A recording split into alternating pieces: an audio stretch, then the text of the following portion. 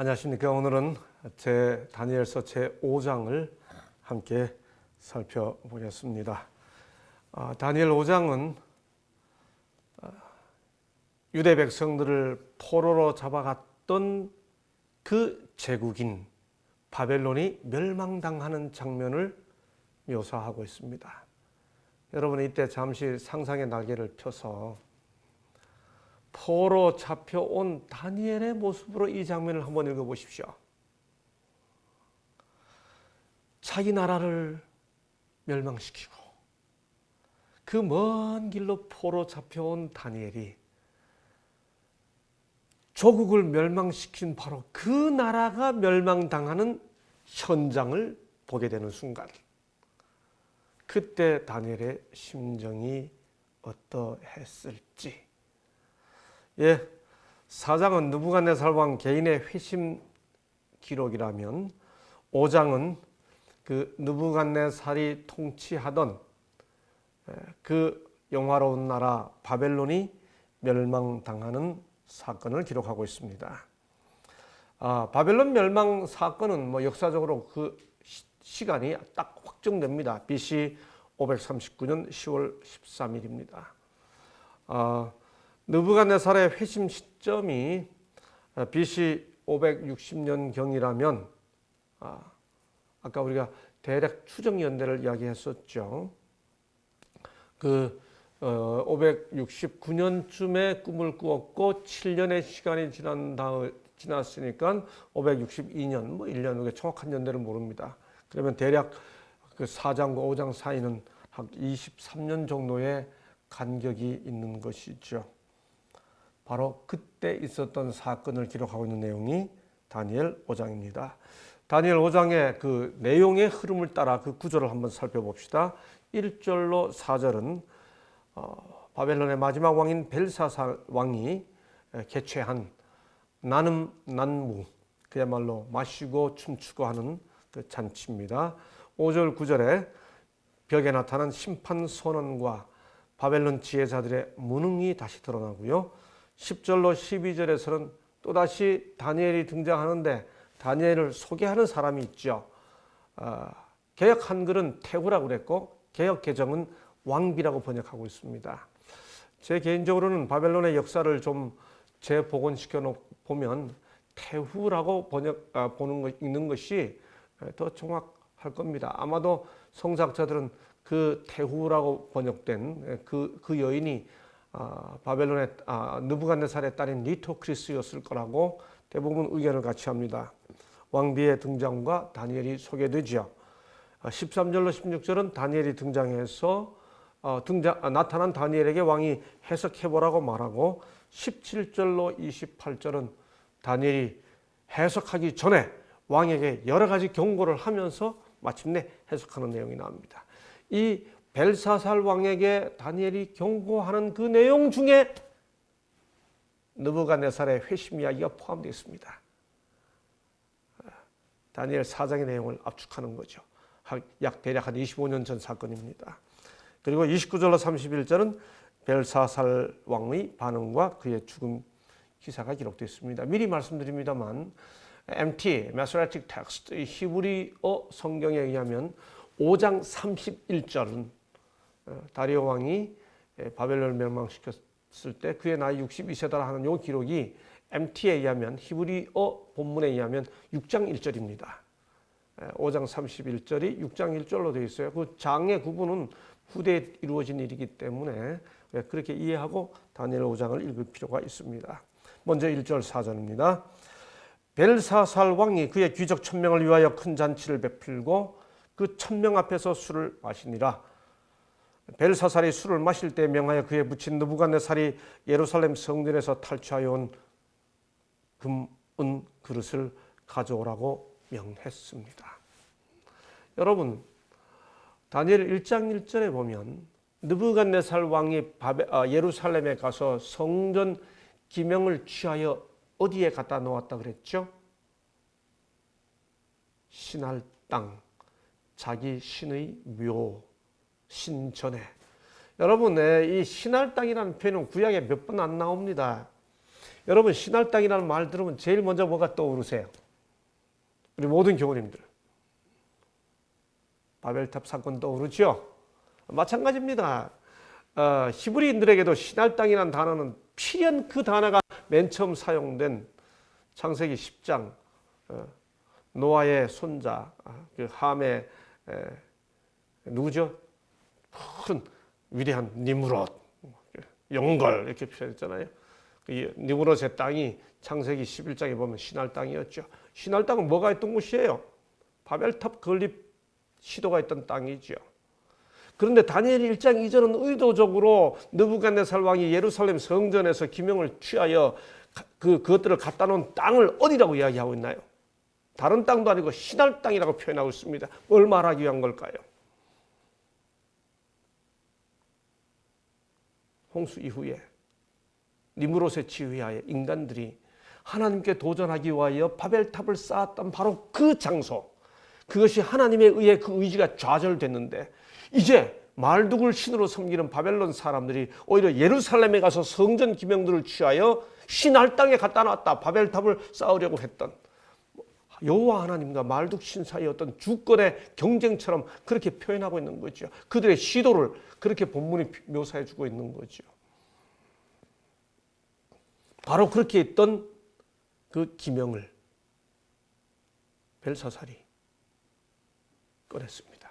우리 교과책에 보면 우리 이번 주 교과책은 뭐라고 표현했는가 하면 아마도 느부갓네살은 거기다가 잘 갖다가 놓으려고 했는데 벨사살이 그걸 갖다 꺼냈었다 이렇게 우리 교과책은 설명하고 있는데 글쎄요 저는 뜻 잘 동의는 되지 않습니다.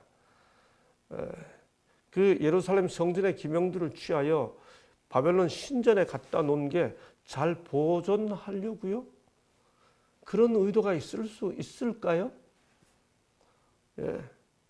그랬기 때문에 벨사살 왕이 그걸 꺼냅니다. 그리고 잔치를 열죠. 그리고는 어떻게 합니까? 금, 은, 구리, 쇠, 나무, 돌.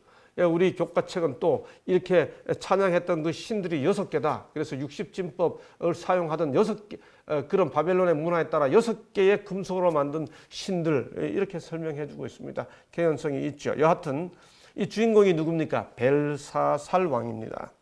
여러분이 벨사살 왕 이야기할 때는 꼭 역사 이야기를 한번 하고 넘어가야 됩니다. 왜냐하면 벨사살 왕의 신원이 확인되기 전까지 이 역사학자들은 이 다니엘 5장의 성경 기록을 보면서 바벨론의 마지막 왕이 벨사살이라고 언급하고 있는 이것이야말로 성경 기록이 얼마나 불확실하고 부정확한지를 나타내주는 증거다. 그렇게 주장했었습니다. 성경 외에 어떤 역사적 자료에도 이 벨사살 왕이 언급되지 않았기 때문에 그의 역사적 실존에 대해 역사학자들이 심각한 의문을 제기했었습니다. 그래서 성경이 언급하고 있는 벨사살에 대한 벨사살의 신원을 설명하는 수많은 이론이 나왔었죠. 그런데 1900년대 들어 사실은 1800년대 끝에서부터입니다. 1900년대 들어오면서 바벨론의 마지막 왕이 벨사살이었다고 하는 사실을 밝혀주는 많은 고고학적 자료들이 등장하게 되었죠. 결론을 쉽게 내리면 역사 자료가 기록하고 있는 대로 바벨론의 마지막 왕은 나부ход네살가 맞습니다. 그런데 대략 그의 통치 한 3, 4년 후에 왕은 정치적 통치에 별 관심을 기울이지 않고 다른 활동을 하고 싶습니다. 마음이 사람 마음처럼 약해집니다. 그래서 사자가 벌떡 일어섰다가 힘이 쫙 빠지는 것처럼 문약해지는 왕이 바벨론 통치하는 것에 별 관심이 없어져서 자기 아들인 벨사살에게 너 이 바벨론 다스려라라고 자기도 왕이고 아들도 왕인 이런 왕을 영어로 co-regency 동위 왕이라고 합니다.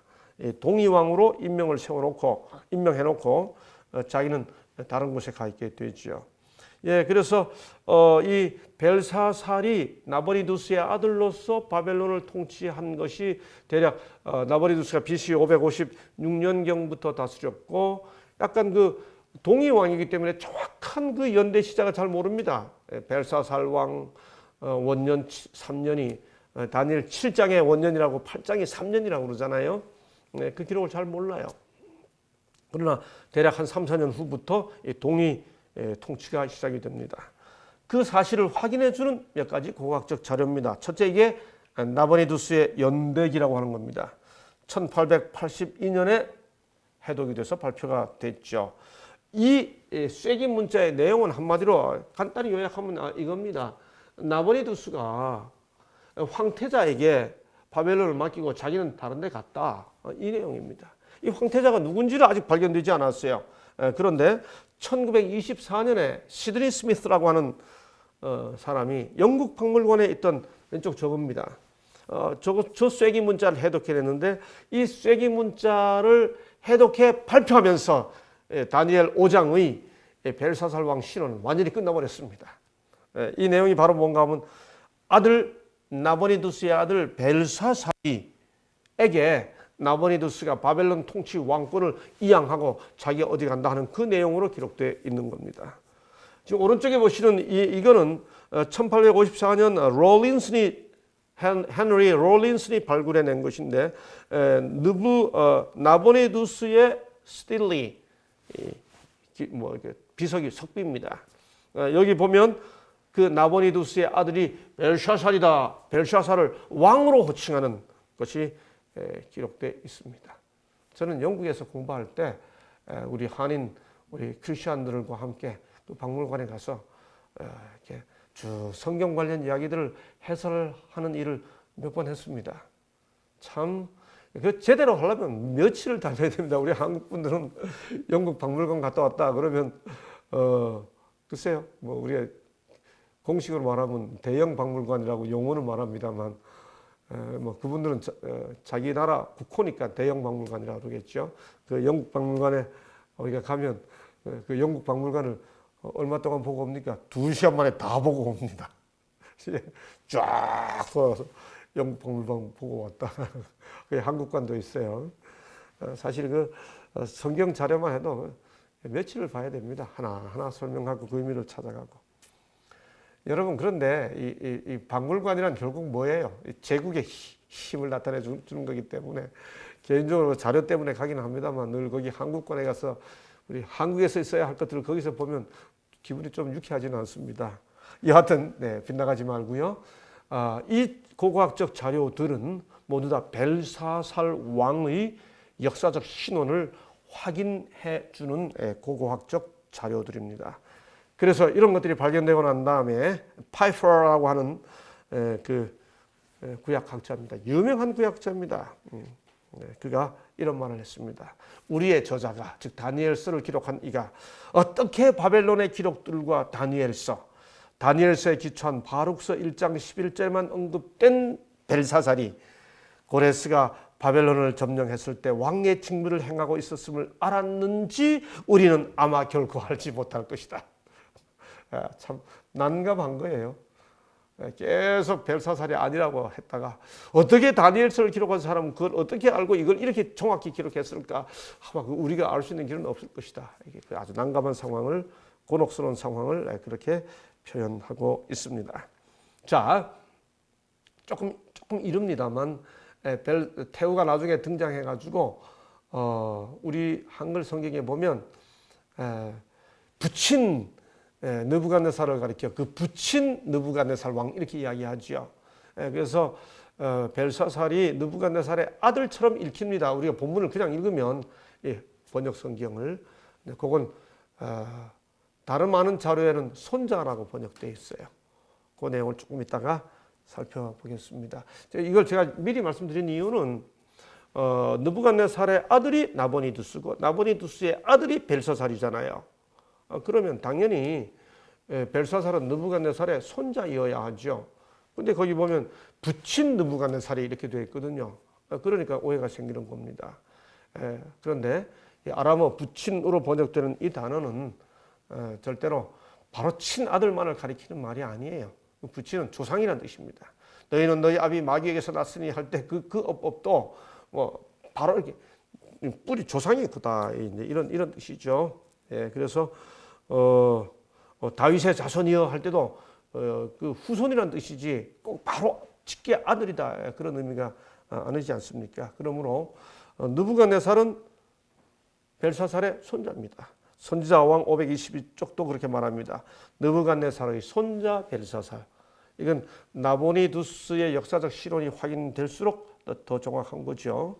벨사살의 인물은 그는 어떤 인물이었는가? 선지자 왕 521쪽은 이렇게 설명합니다. 젊어서.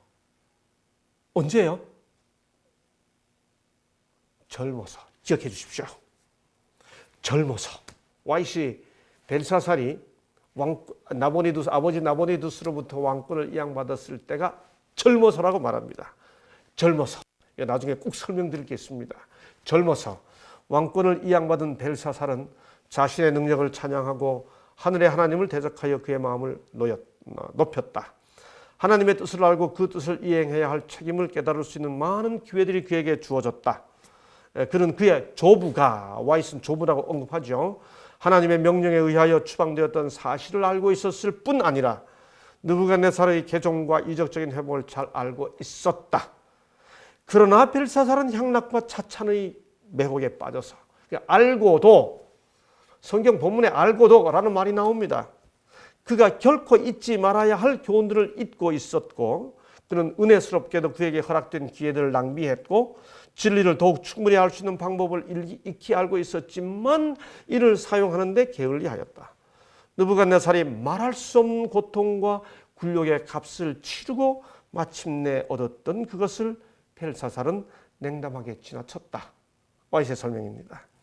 이 벨사살이 큰 잔치를 벌였습니다. 어떤 분들은 또 성경을 끝까지 트집 잡으려고 하는 분들은 무슨 고대의 그 여유가 있어서 그렇게 수많은 사람들이 참여하는 잔치를 벌였겠냐. 역사적 기록이 다 확인됩니다. 뭐 더 말할 것도 없어요. 그 에스라 1장 3절로 12절에 보면 아하수에로 왕이, 에스더입니다. 미안합니다. 에스더 1장 3절로 12절에 보면 아하수에로 왕이 큰 잔치 벌이는 장면들이 나오고, 또 자료들을 살펴보면 고대 왕들이 얼마든지 넓은 잔치를 벌였음이 확인됩니다. 그런데 이 잔치의 성질이 뭐예요? 읽어보겠습니다. 이에 예루살렘 하나님의 전 성소 중에서 탈취하여 온 금 그릇을 가져오매. 와, 신성모독이죠. 그가 귀족들과 왕후들과 후궁들로 더불어, 그림 그려지시죠? 음란하죠. 그것으로 마시더라. 그들이 술을 마시고는 뭐죠? 음주잔치죠. 그 금, 은, 구리, 쇠, 나무, 돌로 만든 신들을 찬양하니라. 우상 숭배 찬양이죠. 여기 신성모독, 음란, 음주, 우상 찬양, 이 모든 게 다 어우러진 잔치가 이날 있었던 이 잔치입니다. 여러분, 아까 바벨론이 멸망당했던 그 역사적 기록이 언제라고 그랬죠? BC 539년 10월 13일이라고 그랬죠. 역사 기록을 보면 10월 10일부터 페르시아 군대가 바벨론에 침공해서 착착 다가오고 있었습니다. 10월 11일, 10월 10일 착착 다가오고 있었는데, 이렇게 바벨론 침공이 코앞까지 다가온 이런 상황에서 벨사살은 이런 잔치를 벌이고 있었던 거예요. 무슨 마음으로 이렇게 했을까요? 겁이 나서요? 두려움을 잊으려고요? 아니면 그 도성의 그 견고한 성벽을 완전히 믿었기 때문에요? 여하튼 어떤 동기가 됐든 그 잔치는 이런 성질로 진행되고 있었습니다. 먼저 예루살렘 성전에서 탈취한 그릇으로 이렇게 신성모독의 잔치를 벌였죠. 우리가 다니엘 1장 할 때 이미 살펴본 것처럼 바벨론 군대는 3차례에 걸쳐 예루살렘을 침공했습니다. 다니엘은 제1차 침공 때 끌려왔었죠. 그 제1차 침공 때 보면 다니엘 1장 2절에 보면 하나님의 전 그릇 얼마를 가지고 왔다고 기록합니다. 제2차 침공입니다. BC 597년에 있었던 침공에 열왕기하 24장에 보면 그때 여호와의 성전의 금 그릇을 다 깨고 가져옵니다. 그 다음에 BC 586년에 있었던 제3차 침공. 여러분, 그러니까 다니엘은 1차 침공 때 끌려와서 바벨론에 이미 와 있었으니까, 그가 바벨론에 와서 관리로서 일하기 시작한 이후로 2차, 3차 끌려오는 동포들의 모습을 다 눈으로 지켜보고 있는 상황입니다. 그때 3차에 보면 모든 놋그릇을 다 가져가고 금, 은으로 만든 것 모두 다 가져갔다고 열왕기하 25장에서 기록하고 있습니다. 이렇게 예루살렘 성전에서 수많은 기명들이 성전 그릇들이 탈취당하여 바벨론에 옮겨져 있었는데 이 벨사살 왕이 지금 그 성전에 있던 기명들 가지고 술을 먹겠다고 가져온 겁니다.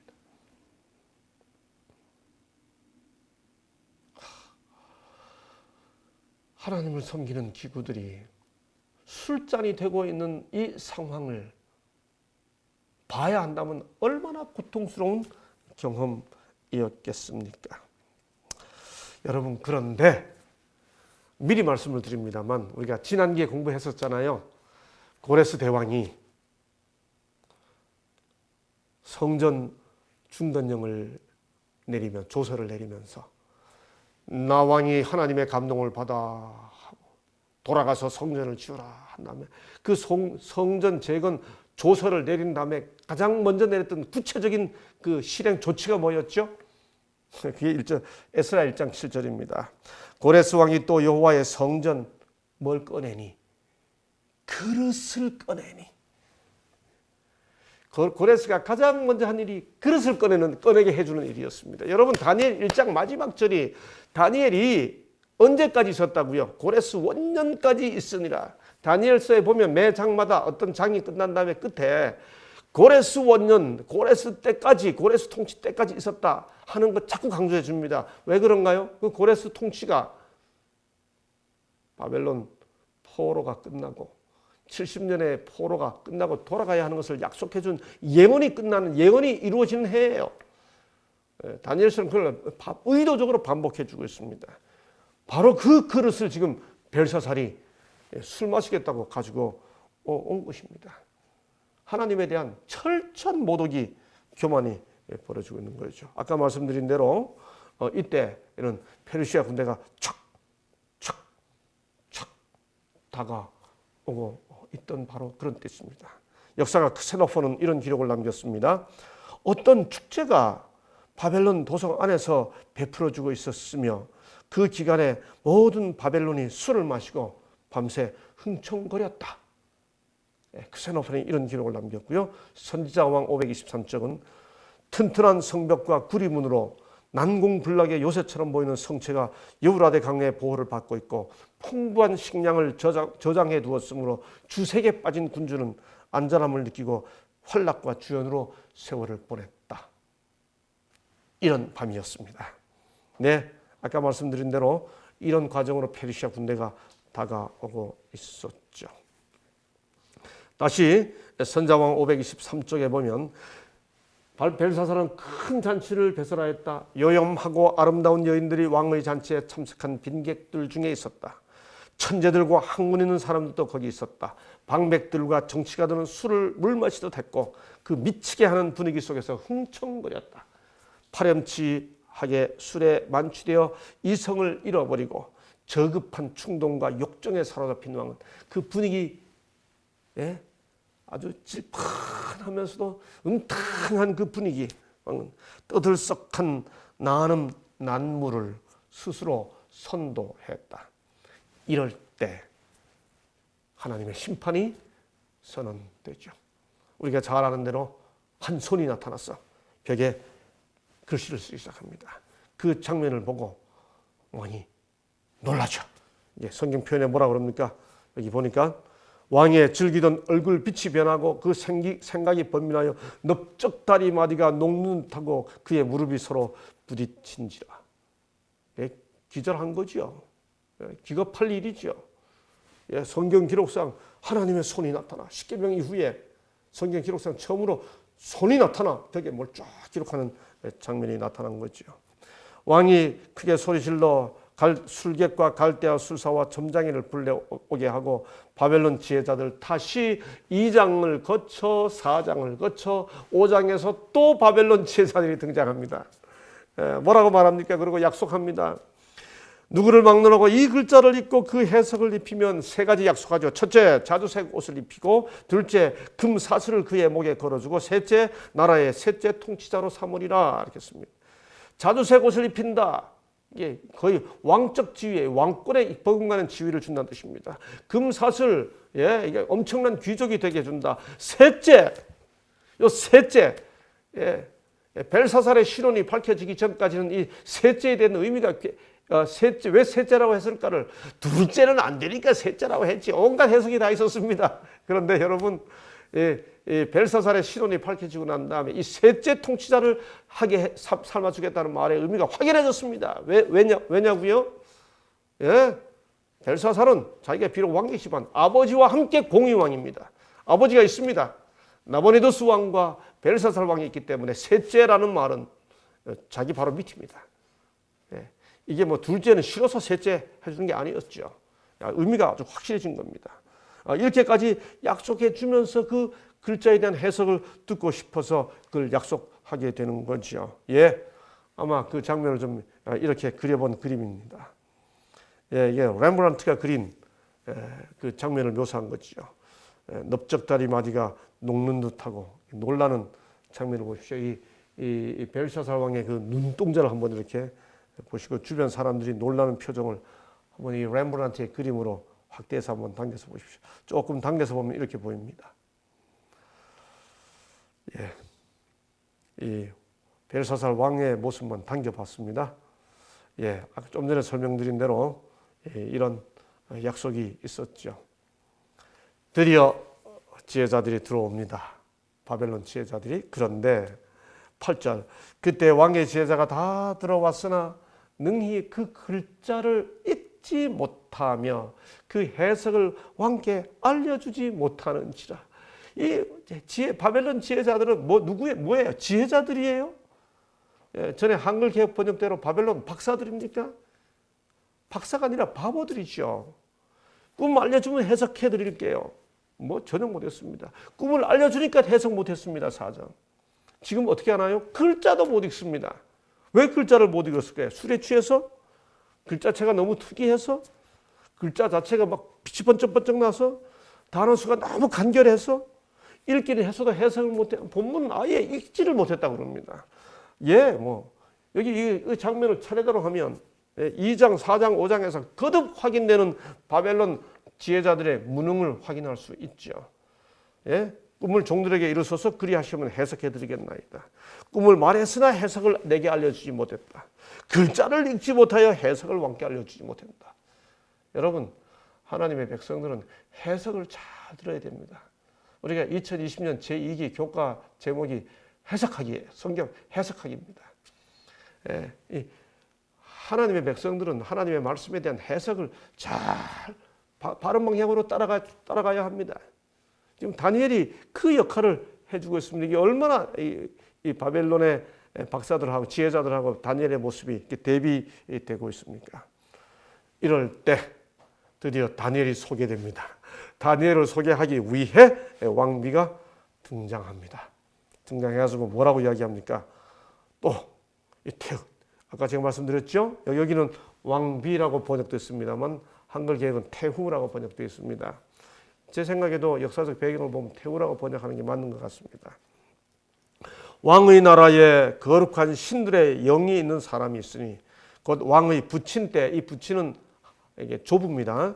때에 있던 자로서 명철과 총명과 지혜가 신들의 지혜와 같은 자니이다. 여러분, 그런데 여기서 하나 잠깐 생각하고 넘어갈 게 있습니다. 이 다니엘 5장은 바벨론 멸망이죠. 벨사살 왕 마지막이죠. 그런데 다니엘 7장 1절을 보시면 벨사살 왕 원년에, 다니엘 8장 1절을 보시면 벨사살 왕 3년에 이렇게 되어 있습니다. 그러니까 7장, 8장이 다니엘 5장보다 앞에 있었겠죠. 그렇죠? 그렇다면 다니엘이 벨사살이 왕이 되었을 때 왕궁의 일을 보았을까요? 안 보았을까요? 바꿔 말하면 벨사살이 다니엘을 알았을까요? 몰랐을까요? 7장 1절에 보면 왕의 원년에 다니엘이 이상을 봤습니다. 8장 1절을 보면 왕 벨사살 왕 3년에 이상을 봤습니다. 근데 8장 마지막 절에 보면 다니엘 8장 마지막 절에 보면 뭐라고 묘사되어 있는가 하면 왕이 2300주에 계시를 받은 다음에 여러 날 있다가 그 다음 뭐라고 그랬습니까? 혼절하여 있다가 깨나서 그 다음에 뭐 했다고 그러죠? 깨난 다음에 왕의 일을 보았다 이렇게 되어 있습니다. 벨사살 왕 3년 때 다니엘이 왕의 일을 보았다고 되어 있는데 여기 벨사살이 죽던 때의 장면을 묘사하는 5장에서 왕이 다니엘을 도무지 모르는 것 같습니다. 그러니까 태우가 등장해서 다니엘을 소개해 주는 것 같아요. 어떻게 이런 일이 있었을까요? 네? 왜 벨사살이 다니엘을 못 알아봤을까요? 그 이유는 우리 8장에 가서 조금 더 언급하기로 하고, 여하튼 지금 이 장면에서는 벨사살이 다니엘을 모르고 있습니다. 그래서 왕이 태우가 들어가서 소개해 줍니다. 심지어 뭐라고 소개하나요? 박수와 술객과 갈대와 술사와 점쟁이의 어른을 삼았다. 그렇게 하고 이 다니엘은 마음이 민첩하고 지식과 총명이 있다. 그래서 능히 꿈을 해석하여 은밀한 것을 다 밝힐 수 있다. 그러니까 다니엘을 부르세요. 그가 그 해석을 알려드릴 겁니다. 라고 이야기하죠. 예, 이 태우는 이 왕비라고 번역된 이 태우는 아까도 말씀드린 것처럼 니토크리스였을 가능성이 대단히 높습니다. 왕의 부친 때라는 말은 좁대를 가리킵니다. 이 말은 이 순간, 여하튼 이 순간에는 다니엘이 관직을 맡고 있지 않음을 나타냈습니다. 지금 이 사건이 나타난 이때, 그래서 마침내 다니엘이 등장합니다. 다니엘이 등장해서 하는 말을 들어보십시다. 그게 13절부터 16절이지요. 이에 다니엘이 부름을 받아 왕의 앞에 나오매 왕이 다니엘에게 말하되, 내가 나의 부왕이 유다에서 사로잡아온 유다 자손 중에 그 다니엘이냐? 그 다니엘이냐? 내가 내게 대하여 들은즉 내 안에는 신들의 영이 있으므로 내가 명철과 총명과 비상한 지혜가 있다 하도다. 지금 여러 지혜자와 술객을 내 앞에 불러다가 그들에게 이 글을 읽고 그 해석을 내게 알게 하라 하였으나 그들이 다 그 해석을 내게 보이지 못하였느니라.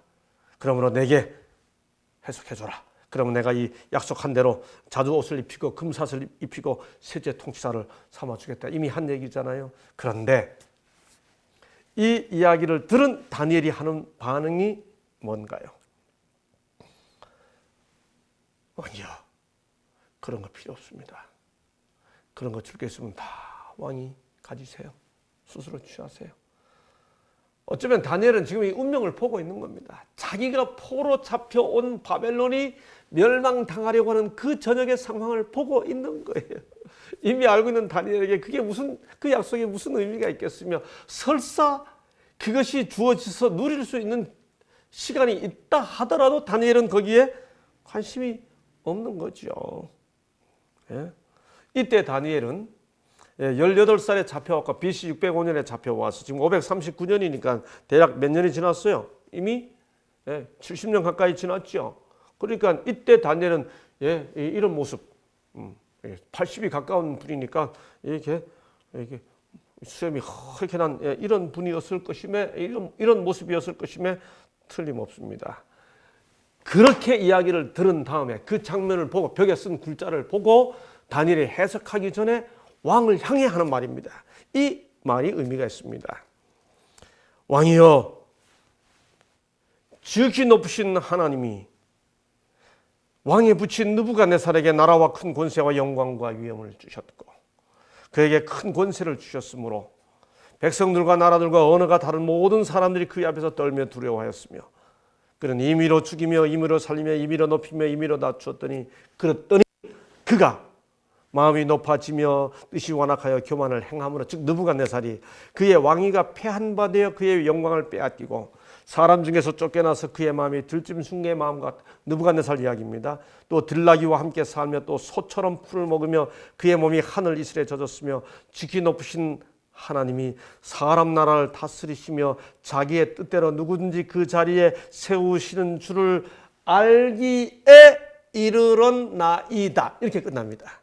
벨사살 왕에게 느부갓네살의 경우를 설명하는 이야기가 하나님께서 이렇게 하신다는 사실을 알기에 이르렀다고 바벨론이 멸망당하는 날 밤에 다니엘이 벨사살 왕에게 느부갓네살 왕에 대해 말하는 겁니다. 만약에 다니엘 4장에서 느부갓네살이 다니엘 4장의 내용대로 하나님을 찬양하는 것으로 끝내고 다시 교만해져서 그 마음이 바뀌어졌다면 이때 다니엘이 벨사살 왕에게 느부갓네살에 대해 이렇게 말 못하죠. 이때 와서 다니엘이 벨사살 왕에게 느부갓네살 왕에 대해 이렇게 말하고 있다는 사실은 느부갓네살이 4장에서 하나님에 대해 찬양했던 그 모습 그대로 지금도 남아 있기 때문인 거지요. 예? 그래서 제 생각에도 느부갓네살은 회개한 모습 그대로 다니엘 4장의 그 모습 그대로 그의 삶을 하나님께 드렸을 것이라고 저는 생각합니다. 아마도 그렇다면 지난주에 드린 질문대로 하늘에 가면 느부갓네살을 만날까요? 예, 만날 수 있을 것 같습니다. 우리 어차피 구원의 이야기는 뭐 아무도 몰라요. 그런데 기록상으로 보면 그럴 것 같다는 이야기죠. 하늘 가면 뭐 3번 놀란다 그런 말 우리가 하지 않습니까? 여하튼 느부갓네살에 관한 기록이 성경상 기록이 이렇게 마무리됩니다. 이제 그 사례를 들어서 다니엘이 벨사살 왕에게 경고하죠. 벨사살이여, 왕은 그의 아들이 되어서, 이게 손자죠, 정확히는 아들이 되어서 이것을 다 알고도, 이게 핵심입니다. 벨사살 왕에 대한 다니엘의 경고, 당신 다 알면서 아직도 마음을 낮추지 아니하고 도리어 자신을 하늘의 주제보다 높이며 심지어 그의 성전 그릇을 왕 앞으로 가져다가 신성모독, 음란, 음주, 우상숭배 다 하고 있다고 그렇게 4가지를 딱 집어서 강조하고 있습니다. 이래서 손가락이 나와서 당신의 운명에 대해서 선언한 것이다. 그리고 메네 데겔 우바르신, 달아보니 부족하여 나라가 나뉜다 하는 뜻으로. 근데 이게 사실 문자로만 써놓으면 이게 메네 데겔 우바르신이 무슨 뜻인가 하면 돈, 반, 나눔, 조각 뭐 이런 뜻이에요. 돈, 나눔, 조각 이렇게만 딱 됐으니까 이게 단어를 알아도 해석이 안 되는 겁니다. 다니엘이 딱 보고 아주 의문을 파는 그의 통찰력으로 이 단어가 무슨 의미인지를 딱 끼워서 그 문장의 단어 속에 담긴 그 문장의 의미를 판단해 낸 것이죠. 메네데겔 우바르신이라고 하는 말 자체에 대해서는 더 이상 자세히 설명드리지 않겠습니다. 그런데 여기서 재미있는 거 하나 제가 소개해 드릴게요. 1981년에 여러분이 구약학자들이 보는 아주 중요한 세계적인 학술지가 하나 있습니다. 이게 뭔가 하면 Journal of Near Eastern Studies, 고대 근동학지라고 하는 학술지인데 여기 209쪽에서 217쪽 사이에 로크버그 헐튼이라고 하는 학자가 아주 재미있는 논문을 하나 냈습니다. 메네 데겔 우바르신 하는데 왜 데겔 파르신은 다 한 번 쓰였는데 왜 메네가 2번 쓰였냐? 메네가 2번 쓰였냐? 이런 것에 깊은 관심을 기울이고 이 메네가 뭐냐? 이게 물시계에 의한 그 시간 길이라는 거죠. 그러니까 물시계로 한 번 하는 시계가 3시간 걸려요. 그러니까 메네가 2번 나오면 3시간이라는 거예요. 6시간이라는 겁니다. 그래서 6시간 후에 나라가 나뉜다는 뜻이다. 그래서 헐트는 메네데겔 우바르신이라고 하는 이 문자에서 이 밤의 음란 잔치가 대략 한 11시쯤 개최되었다고 이게 주어졌다고 그 벽에 나타난 게 손가락이 나타난 게 11시쯤이라면 그로부터 6시간 후인 새벽 5시에 이 바벨론이 5시간 후면 앞으로 6시간 후면 바벨론 멸망해라는 말이었다. 그렇게 해석해냈습니다. 성경학자들이 이런 거 다 골몰하게 찾아가지고 근거를 찾아서 해내는 것, 그게 그들의 흥미죠. 삶의 미션입니다. 그저 아주 굉장히 노력해서 찾아낸 연구입니다만 우리 교우님들 제가 우리 학생들한테 다니엘 강좌할 때나 소개해 주는 내용인데 기왕에 제가 교과 해설을 하니까 이런 게 있다 하는 것 하나 소개해 드렸습니다. 이 설명을 듣고 벨사살이 어떤 반응을 보였습니까? 예, 약속대로 다니엘에게 자주색 옷을 입히고 금사슬을 그의 목에 걸어주고 그를 셋째 통치자로 삼았죠. 예, 그리고 그는 그날 밤 죽습니다. 여러분, 그런데 제가 시작할 때 말씀드린 대로 마소라 본문에서 6장 1절인 다니엘서 5장의 마지막 절이 어떻게 끝나나요? 메대 사람 다리오가 나라를 얻었는데 그때 다리오는 62세였더라. 여러분, 다니엘 1장부터 12장 읽어보세요. 어떤 사건이 있을 때 그 사람이 나이가 몇 살이었다 하는 기록이 이때 말고 또 있는지, 다니엘 1장부터 12장 아무리 여러 번 읽어보셔도 어떤 사건이 있을 때 그 사람이 뭐 왕이 된 지 몇 년이었다 이런 식의 표현이 있어도 그때 그 사람 나이가 몇 살이었다는 기록은 여기 하나밖에 없습니다. 왜 바벨론이 멸망당하는 이 마지막 밤 이야기를 하면서 그 기록의 마지막 끝이 그 나라를 점령하고 그 다음에 왕이 된 그때 이 다리오의 신원에 대해서는 6장 가서 하겠습니다. 여하튼 그 다리오가 나이가 62세였다는 걸 여기 왜 기록해 놓았느냐 하는 겁니다. 제가 존경하는 한 분은 이것에 대해서 이런 의미를 부여했습니다. 62세는 고대에 절대로 적은 나이가 아닙니다. 성경대로 강건하면 80입니다. 62세는 70에 다 다다른 나이입니다. 제가 어릴 때만 해도 환갑은 호호 할아버지입니다. 우리 이 해설 방송을 보시는 우리 어르신들에게는 제가 조금 송구합니다만 저도 환갑 진갑을 다 지났거든요. 옛날에 제 나이는, 제가 어릴 때 지금의 제 나이는 동네에서 완전히 장죽 이렇게 길게 쭉 빼놓고 천천히 걸어가시면서 이제 가실 때가 얼마 안 남은 그런 할아버지였죠. 다리오가 62세였다는 것은 할아버지다 그 말입니다. 이때 왜 이 나이를 여기다 기록했냐? 여러분, 벨사살이 죽을 때가 몇 살쯤 되었을 것 같습니까? 정말 우리가 추정하는 연대대로 BC 553년에 동이왕이 되었고 고대 동이왕이 왕권이 되려면 대략 한 20살 전후였을 겁니다. 아까 말했잖아요. 젊었을 때 왕이 됐습니다. 그리고 지금 이 539년에 이르렀으니까 이때 벨사살의 나이는 대략 30대 중후반이었을 겁니다. 젊은 왕입니다. 젊디 젊은 왕입니다. 여러분, 젊디 젊은 군주 바벨론의 왕이 그 모든 권한을 다 쥐고 있던 왕이 이제 곧 사망하게 될, 여러분 실제로 살펴보게 되면 와이슨 다리오가 왕이 된 지 2년 만에 죽었다고 그랬습니다. 실제로 그래서 다니엘서에 나타난 다리오 왕의 재위 연도는 다리오 첫 해 기록밖에 성경에 없습니다. 이때 이후 다리오는 곧 2년 만에 죽어요. 그러니까 젊디 젊은 벨사살이 이제 2년 후면 죽게 될 나이 많이 든 이 62세에 다 이른 이 다리오에게 점령을 당한 겁니다. 왜요? 하나님을 거절하고 음란하고 신성모독하고 아무리 젊고 패기 넘치는 권력을 가진 자라 할지라도 아무리 힘없는 사람이라 할지라도 이 젊은이가 하나님을 거절하고 하나님께 저항하면 이렇게 나이든 왕에게마저도 나라를 빼앗기고 62세 된 사람이 벨사살을 무너뜨렸다. 굉장히 의미 있는 이해죠. 여하튼 이 다니엘 5장 마지막 절은 한 사람의 그 사건이 일어날 때 나이를 기록해 놓고 있는 유일한 경우입니다. 벨사살 왕의 마지막은 곧 바벨론의 마지막 왕이었습니다.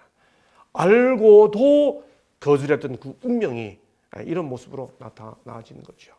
벨사살의 오시범이 우리에게 교훈이 되고 다니엘의 정시범이 우리에게 교훈이 되어 오늘을 살아가는 우리들에게 이 다니엘 5장에 주는 메시지가 선명하게 나타나게 되기를 기대하면서 오늘은 여기까지 하겠습니다. 감사합니다.